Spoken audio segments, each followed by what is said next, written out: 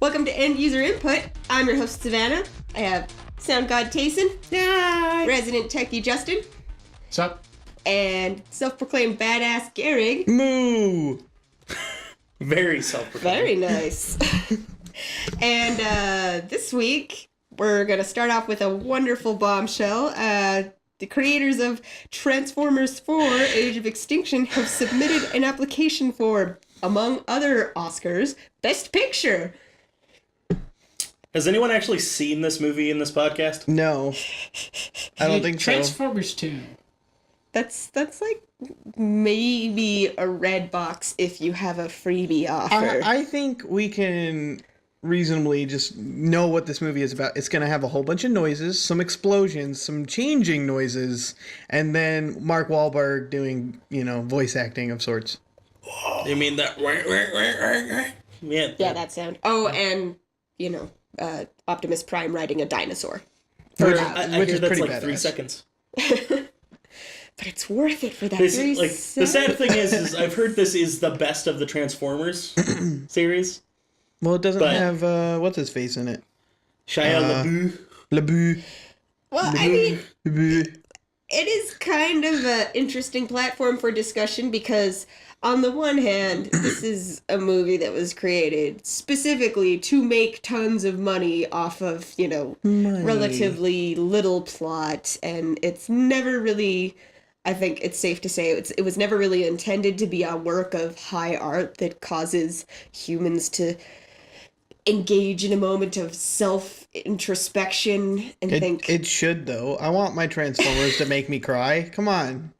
Yeah. But, on the other hand, should we immediately say, no, any movie that was not specifically written to be Oscar bait is not allowed to even be in the running for Oscars, I feel like there needs to be a middle ground where you're allowed to not be Oscar bait, but you have to be a little bit more than ass in the seat bait. Dude, why are you Oscar baiting so hard? It's so gross. Oh, gross, dude. That said, I've heard this, read on the internet somewhere, that this particular Transformers did gangbusters in, the Asian market. Especially, China, places that don't get our movies as often because their government's stupid.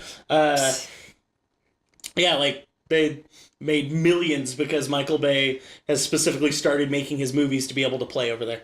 Interesting. Well, it's a movie about gigantic robots, and then they add dinosaurs, and then release that in Asia, and you're surprised? Just saying. That it did so well. And I'm looking at the people that were in this, when I first heard Transformers 4, I'm like, oh shit. That was months ago. And then I look, because I saw the people in it, I'm like, okay, they got Mark Wahlberg, and then this guy, Stanley, I guess it's an Italian last name, Tucci. Oh, Stanley Tucci? Tucci, is that how you say it, Tucci? Yeah. And then Kelsey Grammer's in it, and it's just, those two guys alone are incredibly good actors. And for one thing, I can't understand how they got roped into this, but if it's the best of the Transformers movie, that's probably one of the reasons why it was so good, is because it has... Yeah. I've actually heard that it has more to do with, Michael Bay's friends and connections. Oh, really? Mark Wahlberg is friends with Michael Bay. So. Such as why the movie Pain and Gain got made at all. I've heard that one's actually really good. Well... for a Michael Bay. Anyway, we'll see if it actually even makes it to the nominations. That's really interesting. I wasn't familiar with the system that they used before reading up a little bit on this. They have to, the people that produce the movie have to submit it, and then it can be nominated? Or does that submission count as the nomination? Yeah, so you submit your film for consideration for all of the different awards you want. I think they want, Best Picture, they want... Let's see. I don't even remember. I just barely read it. Yeah, okay. Best adapted screenplay. Best director for Michael Bay. Oh, and something about production, big producers. Yeah, I'm not seeing that one, but Well, anyway, so yeah, they submit it, and then it's considered by a nice, very secretly chosen team, and then really old people. Of really old people. Well, that's the thing. Nobody really knows a whole lot about it. And then they will select a few to be nominated, usually about 6. And then they will reveal the winner at the Oscars, and people give speeches that are way too long and boring, and then they get played off the stage. And isn't Neil Patrick Harris hosting this year? Yes, So, he is. So it'll be It's worth gonna be watching. great. Okay. Yep. I Well, hope okay. Transformers wins. Well, from what I've heard, actually, I read an article, I think it was on The Escapist, but where they explain how the Oscar nominations work, like who wins, and it's literally actually, like, you have, it's like they did in grade school, where it's like, rank these from best to worst in your mind. Like, and so you have your selection of 10 or however many. I think it's 12. Is it 10 now for Best Picture? I'm not sure. It's bigger than the other categories. I know that much. And so you have that sheet, and you just rank the ones you liked best, like from first to last, basically. And they actually have an artificial limit imposed on how many can be considered, how many can be nominated. Yes. That's interesting. So it would give advantage to people that get their foot in the door first, I suppose. Oscars is weird because the ones who get nominated as well and chosen and all, like I've heard of things winning that never actually saw a full release, but like played just enough theaters in time for the show itself, almost. Like it's a very compressed thing. Well, and, there's something to be said for, because you were talking about how, just not any movie should really just be allowed to just be thrown in for consideration just because they feel like, oh, yeah, well, we made this, so, But then also, it's like not just these movies that are, like, handcrafted to be these, Oscar winners. Well, But at the same time, all these Oscars, they're not necessarily for the whole movie as one packaged experience, best picture, I guess, is the one for that. Yeah. But like best director and stuff, you can have a shitty movie that still has dynamite performances from the leading actors or even supporting actors, or maybe the sound is incredible, or this, like the score is great or something. And so I don't see any. I think they should just be allowed to put whatever they want in there. Yeah. But like Transformers 4 for Best Picture, I guess now I have to see that now. Yeah. I'm just like, so I can make an informed decision as to whether or not to be pissed off or confused. See, what I want to know is, what is the barrier to keep everybody from submitting their film for consideration? Yeah, is there a restraint on how big of a production studio you have? I wonder if No it's idea. a cost thing. Because, you look at films like, say, Life of Pi. That wasn't a huge production. It was expensive, sure, but, it didn't have, like, a gigantic cast or... So you think it's based on, like, if you're... so if whoever created the movie, the producer, I guess, is the term I'll use, even though it's probably not correct in lingo, but whoever produced that movie, the restriction, do you think it's based more on how big they are, or how big of a budget that particular movie had? Does it have to be a big enough picture to say, Maybe it just costs to enter. Maybe. There's like a big entry fee or something. It'd be interesting to see all the little quirks and everything, but we'll probably never get to. Well, I don't know. I mostly just in a cosmic sort of way kind of would think it would be hilarious if it got nominated. There's this tiny little streak in me that's like, ever since Return of the King got Best Picture, I'm like, yeah, you don't have to be one of those snooty art pieces to get a good Oscar. Fuck you all. Yeah. But that's not really. Yeah. There's some bottled emotion there. A little bit. Yeah. Okay, and I looked on that I didn't story. want to go to film school anyway. Anyway. There's a crap load of these. Best Director for Michael Bay, Best Adapted Screenplay, Best Visual Effects, Best original score, best original song. Oh yeah, they wanted There's like a 13 or 14 of them, list. and that's sort of the thing. If you're gonna submit, you pretty much have to go for broke. May as well shotgun it. Yeah. I really hope Michael Bay doesn't win Best Director on sheer fact that guy does not need an ego boost. He's kind of the brochacho of directors. And I mean, that's Brochacho. great if you know who you are. You're like a bro. You're going for the bro culture. But do we really want to glorify that kind of behavior? Well, that depends. Which section of the internet are you from? Dude, bro, like, we should totally make it a thing. Sounds great. Okay. So other movies Paramount submitted. Okay, you have Noah, Hercules, Noah, Men, Women, and Children, I guess. Haven't is seen the movie. that. Interstellar. Interstellar, Top 5, The Gambler, and Selma. I never seen that one. But Interstellar. What does it say that I've only heard of about half of those? Yeah. That's the way it is with every Oscars, Yeah. though. Yeah, like the Yay. super artistic Yeah. ones you were just talking about. Well, and it's like, and that's the stupid thing. I like artistic movies, depending. Certain ones just suck, but I, in general, really like artsy movies. Mm-hmm. It's impossible to see them anywhere but Netflix, and by the time they're on Netflix, they're so culturally irrelevant Yeah. in general. Oh, It's man. like you'd have to make an effort to go see it. You'd have to, like, I go still- to film festivals and things. But you see, that's expensive. That depends. Even though there's one pretty much literally in our backyard. Yeah. Well, that's just, like, I might actually be able to go this year because I don't work a job that insists on working me 5 to 10 during every movie I want to see. Well, Yeah. All right. Plus, we can take the train now. And Choo-choo. choo-choo. There aren't any trains to Park City, are there? Half of them are in North Salt Lake.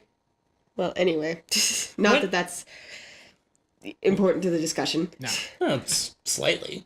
Half the Oscar bait happens at Sundance. What can we say? Continue. Well, good luck, Transformers.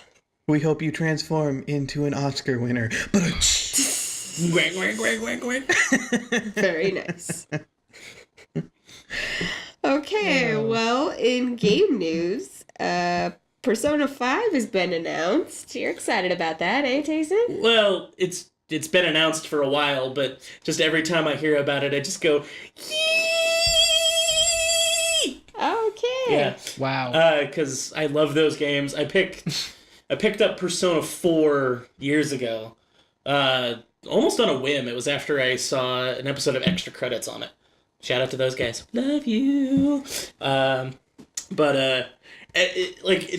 The combat and stuff really is your traditional JRPG, but in both Persona 3 and Persona 4, like, it kind of takes that cliched power of friendship and turns it into a really viscerally good mechanic. Because the closer you are to your friends, the more powerful those friends are in combat. That's They're adorable. yeah. So instead of just the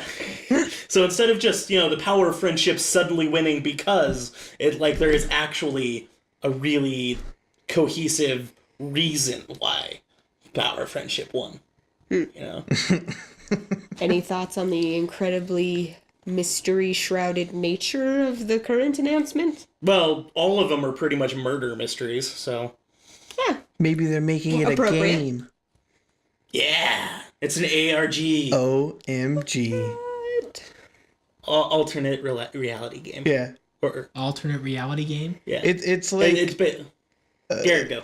Basically, those games, it's like you try and find clues throughout the planet and like people piece them together and make like big old announcements and stuff. Like they did one with Tron where people had to like find a way to get a code, and then they entered that code on a certain website, and then once everybody had put it in from certain continents and everything, it played the the announcement trailer for Tron. So It just kind of makes a game out of real life. Yeah. Like Okay. that Ingress game that I showed you a while back. It's technically an ARG because its story and stuff is fake, but you have to go and do real world things in order to Yeah. play the game. So Be in the meat that space. Yeah, it's kind of a misnomer because it's not really alternate reality. It's just Well, it's like you I don't play know what within we're your doing. own reality, technically, but it's an alternate reality because you're playing in a narrative that isn't reality. So. From what I know about this game, because you talk about being like the power of friendship and all. I mean, there's got to be more to it than that. I mean, because Friendship is magic. from what I read about these games, sorry, from what I read about these games, they it was like people make parts of their own psyche like Yeah, concrete to it's very... give them corporeal form or something. Yeah, no, it's very interesting because it varies from game to game, and certain things matter more to other characters, whatever. But like a lot of it is based on the psyche of the particular character you're dealing with. Like in Persona 4, there's one character who is gay, and he's having a really hard time, like even just being okay with that himself enough to admit he is. And so you actually go in their dungeon crawlers, by the way. So you have to go through a dungeon that's kind of themed around his struggle with that fact. And you completing the dungeon I'm is filming. what We're says, filming. like, was what shows him it's part of him and it's okay. Okay, bye. Okay. Yeah, because it sounds kind of interesting.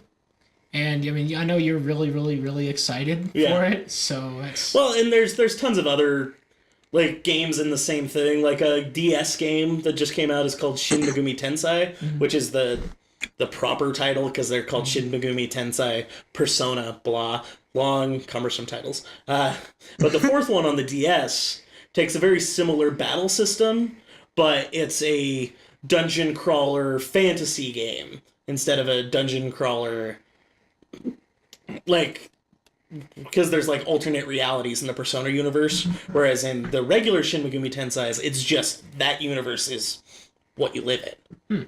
Yeah, it's really cool. I'll have to just show you sometime. Okay. I guess we'll just have to check it out. Yeah, I'll be buying it day one. Just let you know. Good plan. Although nobody really knows when it's going to show up in the U.S. It's set to release next year in Japan and then eventually here. They usually have them localized within about 3 to 6, months. So. Okay. Well. Yeah, and anyone who's a fan, pick it up early because Atlas only does limited runs.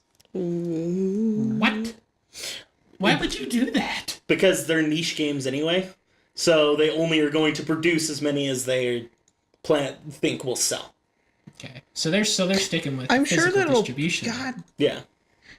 I think they are doing digital distribution for this one as well, but at the same time, like, I don't know, I like physical medium personally, and so it's just like Persona 4, like, it's still super hard to come by right now, and like Amazon, I think it's like $40. And like it's $40 new, but used copies are nearly the same price because people want it. Okay. So anyways, sorry, So- I just kind of... do you think they'll do digital release for like PS3 and PS4? Because that just I think they will, but that would make it knows? so they don't have to fit directly into like how many copies are actually going to sell. yeah. Well, that just makes it easier for the consumer to get post after. So we'll see how they do it. Cool. Yeah, we'll see. Cool. Well, also in announcement news, they being PlayStation 4 will have a port of Day of the Tentacle. So if you Coming up needed in a the reason to not-too-distant buy future. a PS4, This is the reason.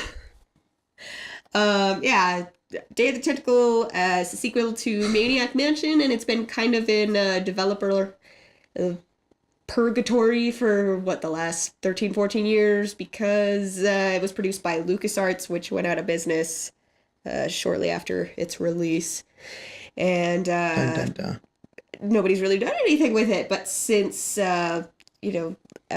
Lucas Studios is now owned by Disney, things are going to start happening. So, yay! And I'm super excited because that's one of my favorite childhood games with its really twisted sense of humor. You're very what's the word? withheld on your excitement. I don't want the mics to clip. I don't know. One of the things I'm really excited about it because it was just, even a few years after it came out, it was just so hard to find a copy. And then if you could get your hands on one, you couldn't get it to work with newer versions of Windows because, I don't know, that the software just didn't really like to play nice with the operating system. I know that has a lot to do with the way the game was programmed. And, you know, so sometimes you'd play and the sound wouldn't work and you couldn't get it, you know, as soon as you fixed the sound, the subtitles would go out. And then, you know, you couldn't progress past a certain point because it thought you pirated the game and so it wouldn't give you the answer to a puzzle, or, you know, it was just a real mess. And so it's going to be really nice to have just one platform where it's always going to work and you can just play it and live in your nostalgia, and it's going to be so good. Yay! So Nostalgic gasms. when you first said Day of the Tentacle, I heard Dave the Tentacle, and I was, Dave the I was like, Tentacle. what kind of game is that? Something created in the mid-90s. Probably. Hi, I'm Dave. And I'm it's a a- tentacle. Sorry. It's about, well, I mean, what kind of game? That's a game about a tentacle Named Dave. and his adventures. Insane, he does on a right? day-to-day basis. Wait. Adventures? Yes. What kind of adventures? Tentacly adventures, where with lots and lots of suction cups and Okay, now you're just making it That's sound bad. Lots and lots of suction. the villain would be a salt shaker. That's, you know. Aren't you thinking of slugs at that point? You know what? It's all mollusks, isn't it? Well, actually, no, you Mollusk? bring up a good point, because octopi, I'm assuming that's the plural of octopus, they live in the ocean. Its ocean is salty, so you probably wouldn't have a problem with them. What would be a suitable villain for a tentacle named Dave? I'm going to say a cat. Japanese people. Jesus, Hungry Tayson. Japanese people. Yeah. Oh, man. Pulling the Okay, racism. anyone who likes Asian food. Okay, we'll Yes. go with that. Humans. Ah! Humans are the real monster. And the main character's name isn't even Dave. It's just Dave the Tentacle. So dumb. Anyway, Day of the Tentacle is coming out on PS4, PS Vita, and what else? Mac So- and Linux, but not Windows. Because So it's one really expensive bad. system and one Oh wait, system no one there it has. is. Yeah. It's going across the board. PlayStation 4, Vita, PC, Mac, and Linux. Wait, are you saying that no one owns a Vita, Tayson? What are you saying? Dude, you're No one one of like important 5. owns a Vita. Okay, back in the day, PlayStation, was still called PlayStation Portable. It was like everyone and their dog had one of those, I thought. Yeah. And that's what it looked like. And then- they seemed pretty popular. And then the Vita But then they all came sold out, them 'cause they and kinda it was suck. too expensive to develop for, and it screwed things up for themselves, and nobody has ever made anything for it, so it's screwed. And now I can get nearly the exact same functionality on your phone. Oh, yeah. Yep. No, I'm serious. You can actually hook up a PlayStation controller. No, for I it know. and play. It streams. Oh, okay. Yeah, okay. Just making sure. That's what I was telling you earlier. We should do that later. When we're not talking on a podcast. Well, I don't have a PS4 though. It only works with PS4. Okay, so Day of the Tentacle, fun stuff coming out, nostalgia up the yin yang. Anything Yeah. else? I mean, I guess they've handed over the port to Double Fine Studios, which is really good because they make really good games, even though sometimes they take forever to come out. Dun, dun, dun. That's all. What are some other games that they like? Do you know of? Like, Double can you think Fine. of any? They did. Brutal Legends. Yeah, they did Brutal. It's Tim Schafer, is the guy. Well, and he has Go do pretty your good research because you need to know. originally, didn't He also they did did- Psychonauts. Psychonauts. They did. What's the one with the little Russian dolls and you hop in Oh, and out? Stacking. Stacking. Yeah. They also did Costume Quest and what was the other one? Well, no, The newest one, Broken Age. So they've done some pretty cool stuff. Like they specialize in super quirky little titles. Yeah, with like comedy games especially. So you're not worried at all of the fact that these guys have been given the responsibility to? No, because Tim Schafer, if I remember right, I want to say he actually had a hand in it originally. Yeah, he worked for LucasArts originally, I think, is where he got his first job. Okay, now is this a port of it, or are they significantly changing the code and making it not suck? I'm guessing they're probably gonna have to rebuild most of it. Yeah. But it's the kind of thing where everything but the coding to make it work is there and just needs to be All the assets. And they'll probably update the graphics because why the hell not? Because 90s charm, King's Quest, yo! Okay, who here played Math Munchers back in the day? You ever I played think that? I did at played, like, school. Once. Yeah. That's a nostalgia blast. Yeah, during grade school, I always played a game where you played as a little raptor who needed to go steal eggs. Oh, I played that too. I love that game. Yeah. Right? I always lost miserably. Oh. I kept getting eaten by a tyrannosaur. I always played Oregon Trail. Anyway. I always failed at Oregon Trail. I think I would always win, but I would win with like 2 of my 5-person party at best. Like, everyone else would die when I was fjording the last river. Man, you guys suck. Yep. Well, we didn't get much practice. We were, learning and shit. It was school. Learning. Crazy. Well, anyway. I was left computer classes because they're like, sit there and type. No.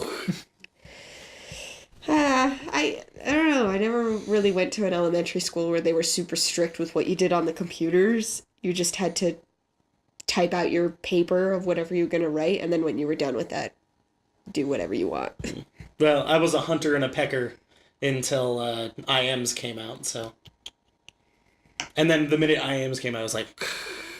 See, my the junior high that most of us went to, I'm pretty sure, or all of us, they had really lax stuff when it came to that. Because it was like, you finish your paper, do whatever the hell you want, no one cares. So. Yeah, I remember I took a psych class in high school, and the teacher was so lax that I never actually did any work in class. I just played games and just did the work at home because I was bored in school. School was really boring. Yeah. I slept through most of it. We can tell. Hey, that's mean. Just kidding. That's why I'm on YouTube. Truth hurts, man. Okay, let's move the hell on. Moving on. Well, Day of the Tentacle. I'm really excited. Are you excited? Yeah. Tentacle monsters. I would be excited if I had played the game or knew really much more of anything about it. When it comes out, we'll have to play it It's like a point-click adventure. in the game tank. Yeah, it's kind of a Sounds fun. puzzle adventure. Did you ever play Indiana Jones something Atlantis? You should. Indiana Jones and Atlantis? Yeah, no, it's by the same company. It's really good. You should play it. They're taking some artistic license. Now they just need to port over full throttle. Yes. All right. Anyway.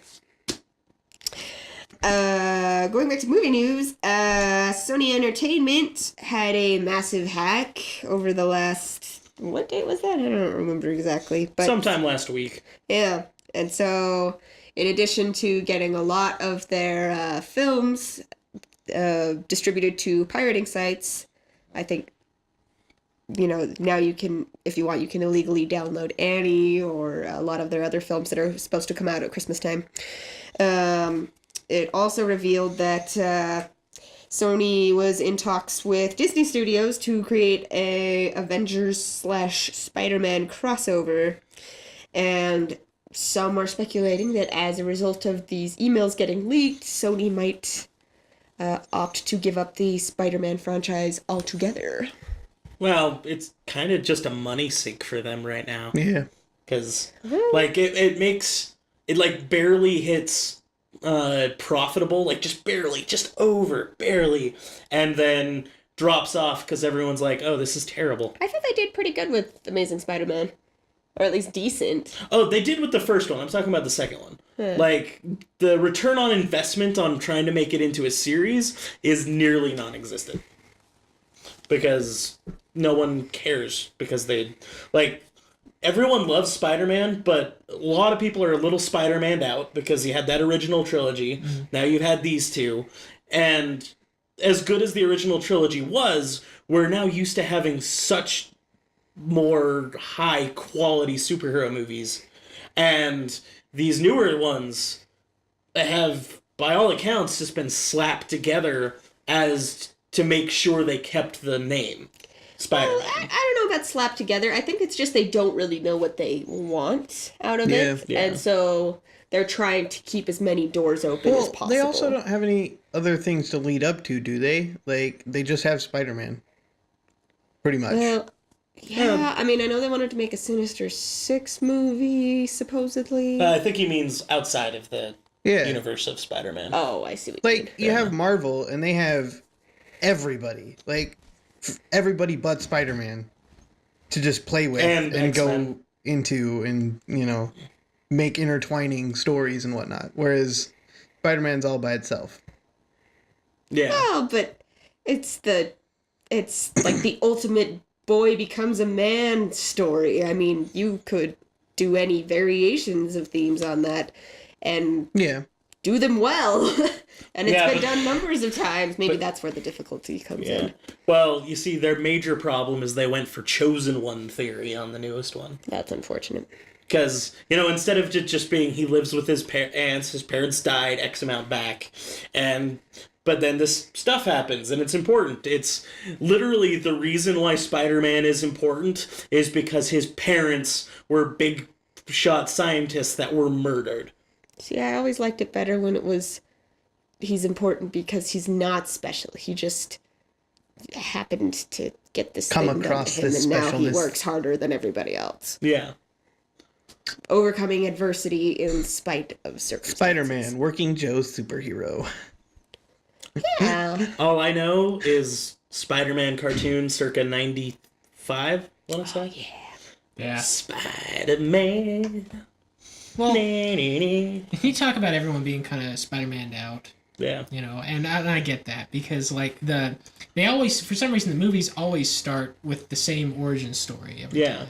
And, I mean, I'd like to see a movie where we kind of start off with Spider-Man being established as Spider-Man. Yeah. And then just sort of show him doing something different, new. Instead of, here's the bad guy of the week, he's going to try and foil Spider-Man's life. I mean, they always have some dastardly plan that really just isn't that cool. Yeah. And it's always just... Like, that's kind of the problem with Spider-Man, at least, even in the awesome cartoon, is all of the villains... All they give a shit about is killing Spider-Man. Like, and which is, I mean, it's plot enough, I suppose, but you need more than that. Yeah. Well, and why did Batman, like, if you look at the Christopher Nolan Batmans that came out, those take place mainly in a single city, Gotham. Yeah. Right? But you look at Batman Begins and but just in general, as Batman, he's in Gotham.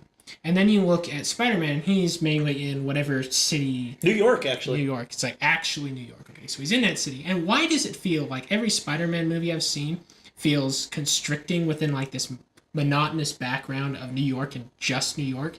And like, the Gotham that they showed us, that world that Batman's playing in didn't feel quite so homogenous. Yeah. Because... Why did I get that feeling? I mean... Well, the thing about... New York, it's almost like when they're portraying New York, it's a caricature of what people expect New York to look like.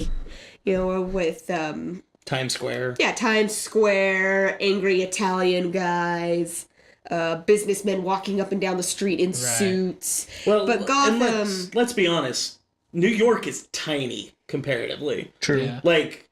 They did a pretty good representation in the Spider-Man 2 video game of, like, having it to scale, especially with, like, the speed Spider-Man goes. You still cross that entire island in just a couple minutes. Like, it does not take long. No traffic Well, if you're flying through the air. You know. Yeah.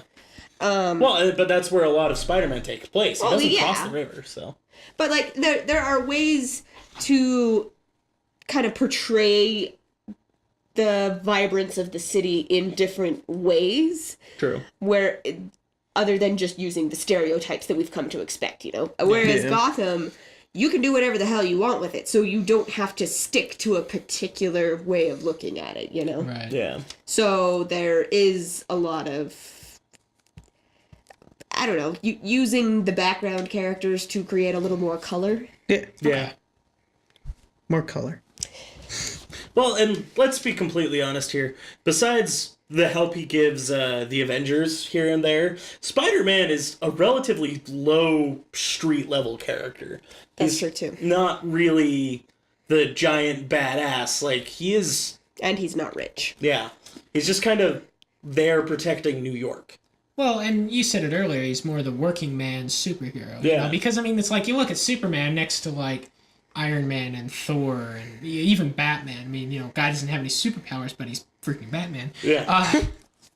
And you look at it, and it's like, oh, he's not that cool. Oh, you know, he can climb walls, and he's super strong, and he's got spider stuff. I mean, Yeah. and it's like, but you know what, though? He doesn't have that much, and that's sort of the I guess the appeal with him is he has to work harder than everyone else. You know what I'd like to see? Spider-Man set in Japan. That would be interesting. Because, like, Japan is the closest thing to a mega city that we have. Like Hong Kong. Have you actually looked at Hong Kong? That's packed to the rafters. Yeah. So it's just like take it to one of these super dense Asian cities. See what happens there. I think that would be interesting. Spider-Pan. I would say so. Spider-Pan. You know, Don't know maybe what that's else to another say. reason why, like... Spider-San. Spider-Son! Spider-Son. Wax on. No, it's web on, web off. Okay, so, and another, I just thought of another thing, like, why he isn't on the same level as the Avengers is because his like, the whole web-slinging idea of Spider-Man and, you know, fighting, like, his power becomes less useful, he becomes way less mobile outside of a city. Yeah. You know, Well, he's still super strong, but, like, with exception of Iron Man outside of the suit, he's kind of squishy. yeah. Like, he most likely to die. Yeah, you'd think you'd want to invest in some pretty heavy-duty body armor. Well, theoretically, his suit is made out of, like, Kevlar super or strong something. web. Or something like that. Yeah. Anywho. Well, That was a long tirade on Why doesn't he have like Yeah, a suit made out of the stuff his webs are made out of? I think that's a similar material, actually. Is Wouldn't what I was that trying be to say. kind of... I mean, I know they've kind of abandoned the thread where he naturally has the web powers, but wouldn't that still kind of be akin to coating yourself in your own jizz? Gross, but I mean, I'm just Wonderful saying. imagery. Just wonderful. Spectacular. well, it's a thing that's scientifically made. It's like coating yourself in Kevlar. Like it's the same thing. Well, it'd be like coating yourself It's less in weird than nylon. you're trying to make it.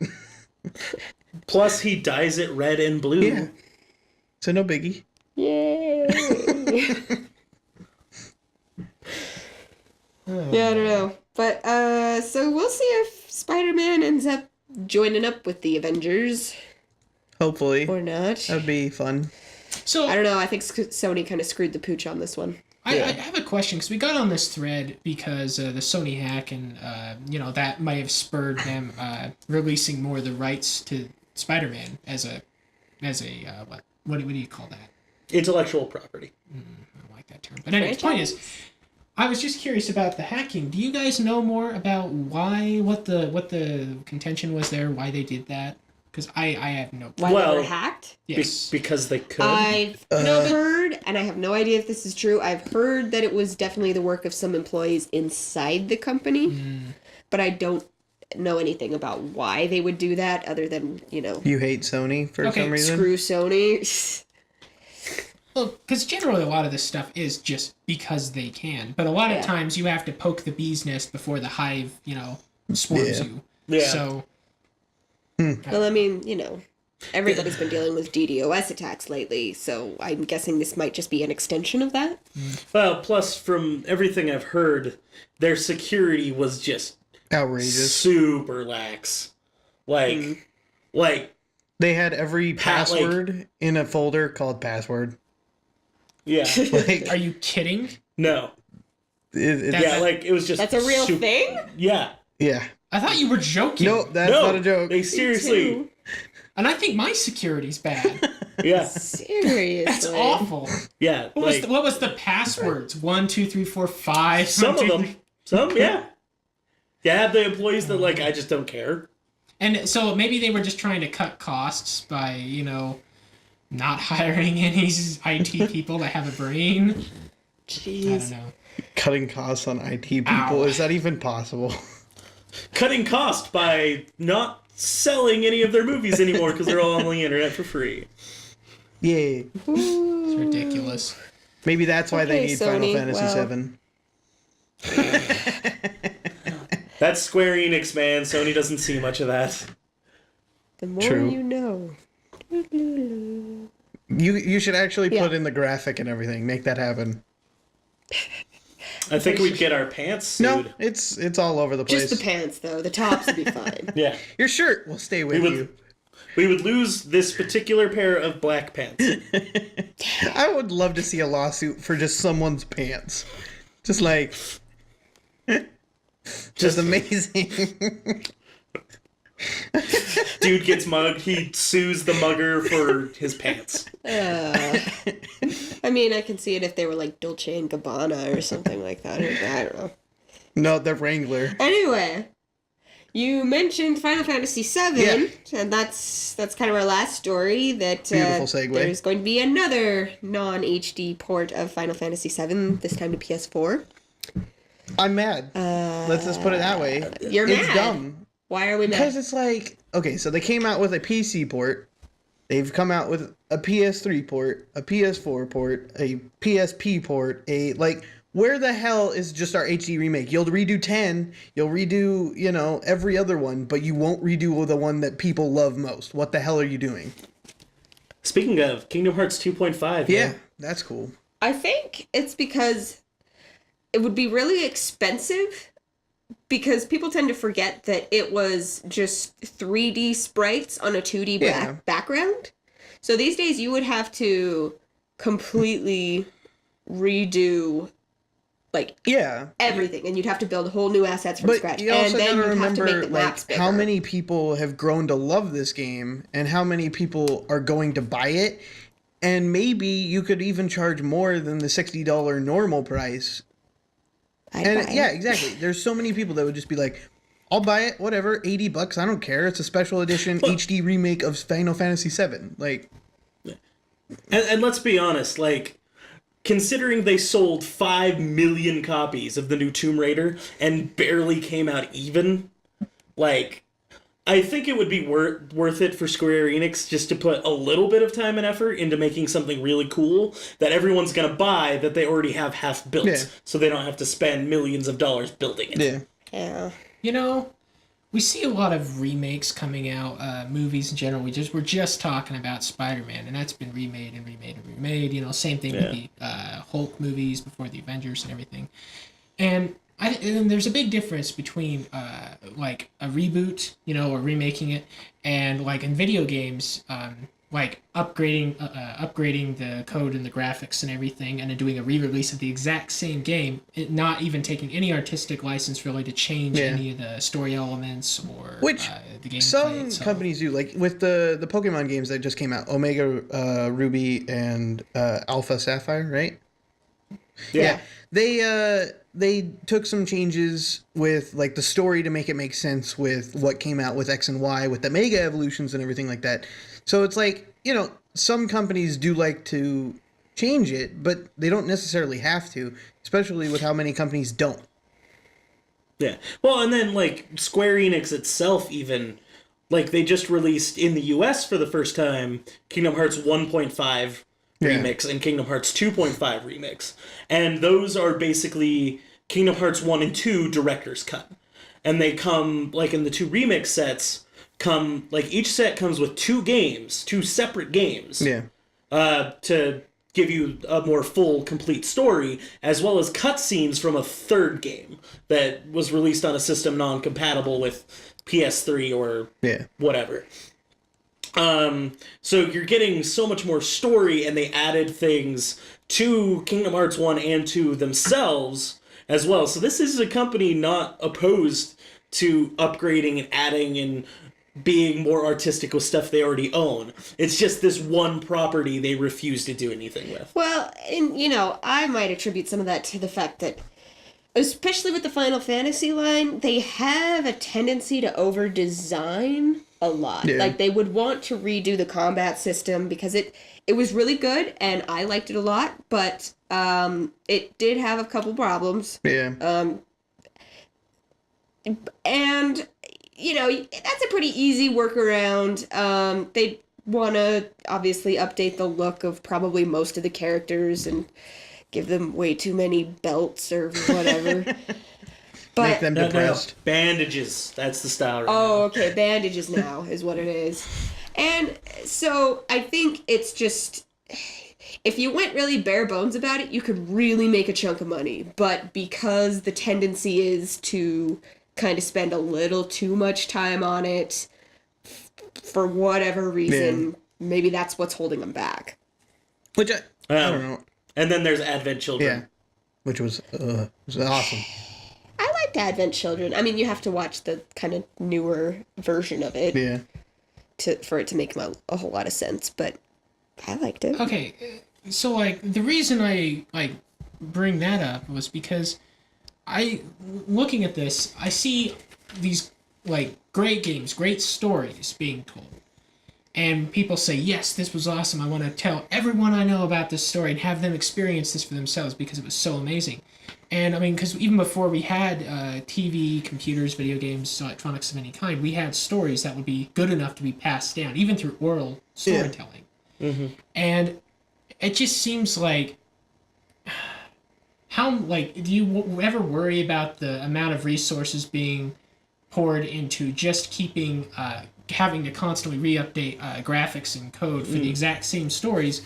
And I mean, because there's got to be room for people to make new stories, and I know that that'll never go away. You know, but it's just interesting seeing so much energy being poured into the retelling of these stories. Well, I think it's the same reason that people remake Shakespeare's over and over again. Yeah. Only, you know, less culturally legit, I suppose. Well, it comes down to, like, the reason why these games get remade with the HD updates and whatever is because people genuinely love them, and it's part of our game-loving culture at this point. It's kind of like right now in the history of video games, Final Fantasy VII is our Hamlet, almost.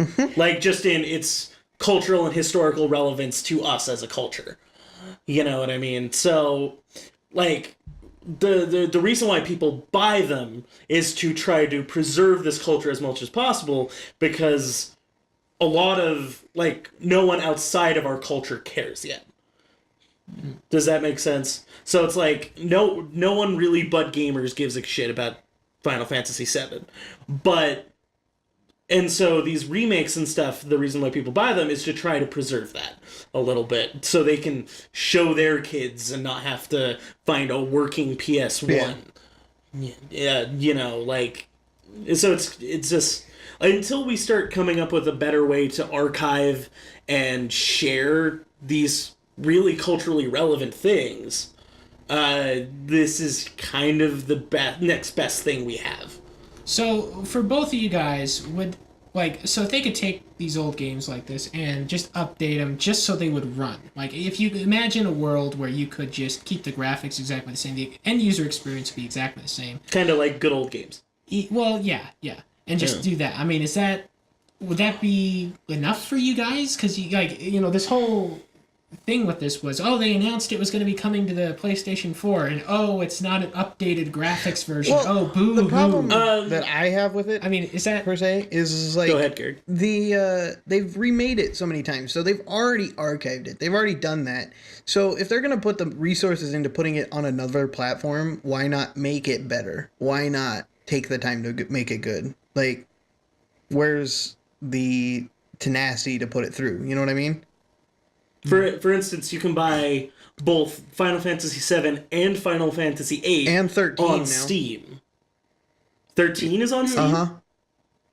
So it's like, wow. They're all on there, and it's just like, why aren't we getting an HD remake for something that people love? I don't get it. Yeah. So it's like, so Garrick's point is they're putting a lot of resources into remaking all of these games anyway. Why not just put the extra chunk into making it something really worth buying? Yeah. Well, I guess because there's that word extra. It's extra effort. If they can sell the same game, Well, they're gonna do that. Yeah. Well, it's like it just in this room alone, I know Final Fantasy VII has been purchased at least 4 times. Wow. So I've never even seen the game. So. yeah. Maybe I'll send one of our disc copies home with you for weekend study. Oh man. Maybe we will buy you a copy online in the used games market legitimately. Dun, dun. Or I could just do Steam share of my copy of Final Fantasy VII on Steam. Oh, that works too. Yeah. Because that's legal. Yeah. It is. Well, it's legal for me to hand them a stack of discs too, that are the real discs for PS1. Well, and if they remade it, We have you 2 also got to sets. remember there's so many people out there that haven't bought a new version. They literally have just stuck with their PS1 version the whole time. That would be like, oh, hey, yeah. check it out. It's HD. I'm going to buy that. Like, that's amazing. So, Yeah. you know. Well, maybe someday they'll Plus, update it. they gave they did a graphical re-release of fucking Chrono Trigger already twice. So Wait. Chrono Trigger, the original Chrono Trigger. yeah, they did. How did they do that? On PS1, they released one where I think my camera just died. So, No. so on PS1, they released one where they did all of the cutscenes anime style. Yeah, and they added a few, especially to the ending, Yeah. kind of I'm going to extended. have to borrow that and play it.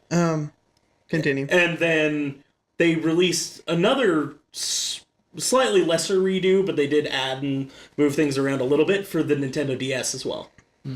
Because that's like, you know me, I haven't played most of these games, but that's one of those ones that's like my ears perk up. I'm like, oh, hey, I like that game. Yeah. That game was the first RPG I ever played. First one. And Still one of my favorites. Yeah, I love that game. I mean, Garrick, if you haven't played that... I've played it. It's awesome. I love it. Oh. And you know what? Apparently there's like 15 different endings that you can get, and I just never really... and half of them depend on, like, shit you did in the first 5 minutes of the game. Yeah. Which is great. Like, if you accidentally stole the old dude's package... Like, I didn't even know it was stealing. It was a thing. I pressed the A button. It disappeared. There was nothing else I could do. See, which was really cool because it was like playing off of your, I'm going to click A on this thing because it might do something, and it made it into kind of an experience. It's cool to play with mechanics like that. Oh, yeah, no, it was fun. It's definitely, it's ironically better than the good evil mechanic in Fable. Yeah. Yeah, much better. Much. For the uninitiated, please explain good evil. You make choices throughout the course of the game, and then that determines if, like, at the end, you're considered good or evil, basically. And in Fable, if you're good, you literally grow a halo around your head. And if you're evil, the more toward evil you get, the bigger the literal horns coming out of your head get. And it's awesome. But it's kind of annoying because there's like no in between. You're either good or you're evil. Pretty much. Yeah. If you want to get the best stuff of the game, anyway. Okay, and Tayson, by the way, I do not appreciate that tone, like, of exasperation that you used. Well, it's more with myself because I've known you for a decade now, and I still have yet to make you do all of the shit that is culturally relevant to me. Dude, if I did all the shit that was culturally relevant, like... Well, not even all the way through, just 5 minutes so you know what the fuck I'm talking about. I would need, like, a data line plugged straight into my, like, the base of my skull to absorb all the shit. He needs to that I go would into need the to Matrix know. to understand. Boy. Instead of we need guns, it's we need games. Yeah, it's like, can you fly that thing? It's like, can now. You know? Are you sure you can play this? Yeah, got this. We're good. Oh, man. Okay. Are we done? Yeah, that about Yes. wraps it up for us. It's about the end of our time. Podcast. So,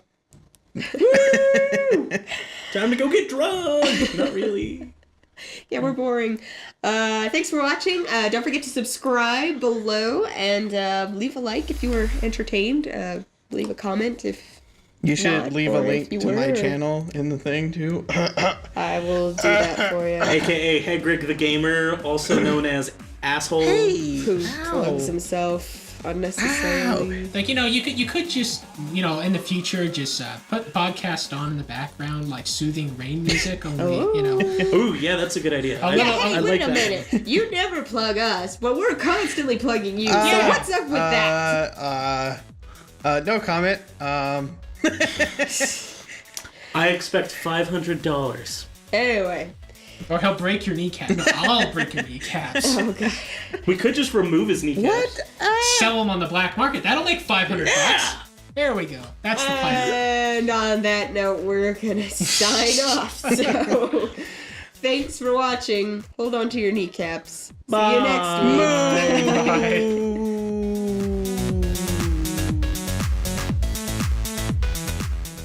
Thanks for listening to this week's End User Input Podcast. Don't forget to subscribe, like, and favorite, and leave a comment below. Feel free to follow us on Twitter at the links provided below. Also follow the links to relevant content. See you next week!